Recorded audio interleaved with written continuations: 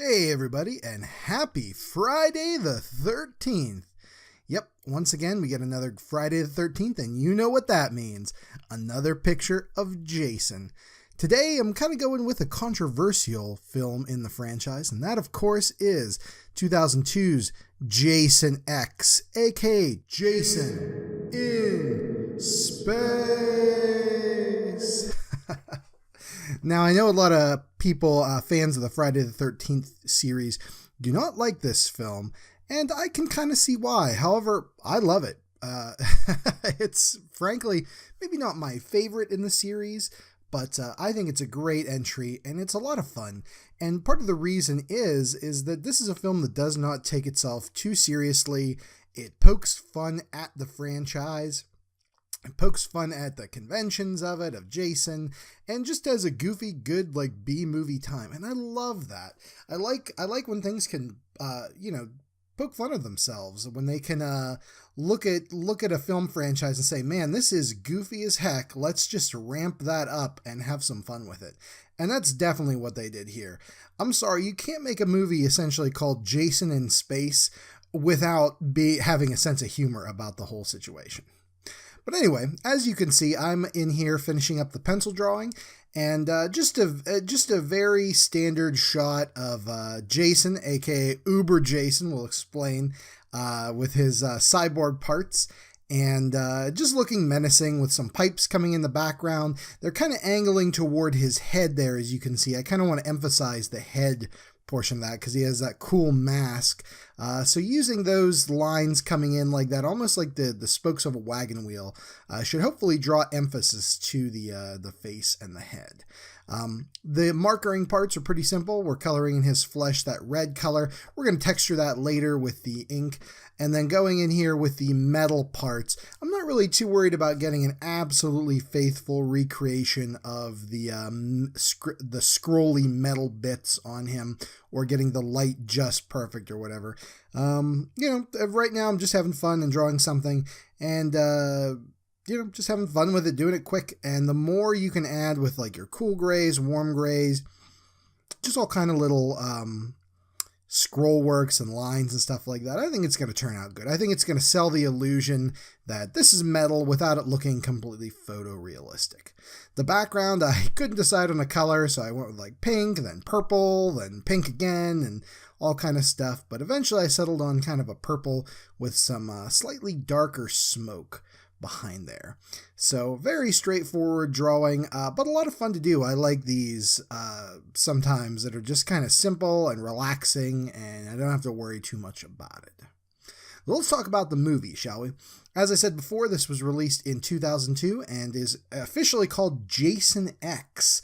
And if you can't tell, it's the 10th film in the long-running Friday the 13th franchise.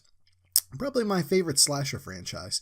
One thing that I love about long-running franchises like, say, this or a Godzilla movie or something like that is that you end up down the road with a ton of variety. And Jason X is the one that really, I think, brings the variety, sending him to space. The previous one, Friday the 13th 9, Jason Goes to Hell, is definitely different, and I like that movie for other reasons. This kind of is the middle ground. Like, it's different enough with the space setting, but there's no weird body swapping or anything like that, because it completely can shut people off from the franchise. This is good old Jason fun, and they just set it on a spaceship. So, in the year 2000, Jason has been kidnapped by a laboratory. They're wanting to do experiments on him. Specifically, David Cronenberg wants to do experiments on him in an acting role.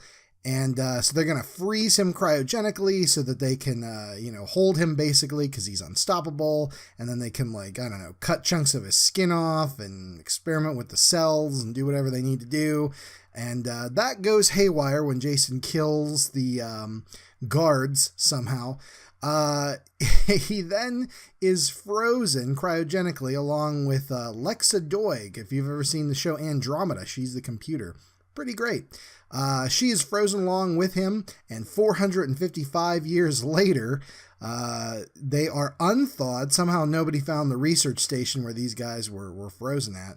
Anyway, Earth has become a wasteland. It's abandoned, but a class field trip of college or high school students show up, and they bring Jason, not knowing what he is, onto their space station along with Lexa Doig. And Lexa is reanimated with nanobots. And so she's like, my God, Jason, he's the worst. You guys, you have to stop him. And they're like, oh, no, it's cool. He's dead. We're dissecting him now. Well, unfortunately, Jason's teenager's canoodling sense goes off, and it wakes him up. He hates canoodling teenagers. This is enough to wake him up, where he grabs the lab assistant and shoves her face in the, what is that stuff called? Not nitroglycerin. Liquid nitrogen, thank you. Freezes her face and smashes it on the table. One of the best kills of the entire franchise. Now, I saw this movie back in the day in the theaters when it came out, and the entire audience cheered and stood up and started clapping after that. It was amazing. After that, Jason's basically on a spaceship killing teenagers. There's tons of wacky moments. He gets a machete type object that's like an autopsy tool.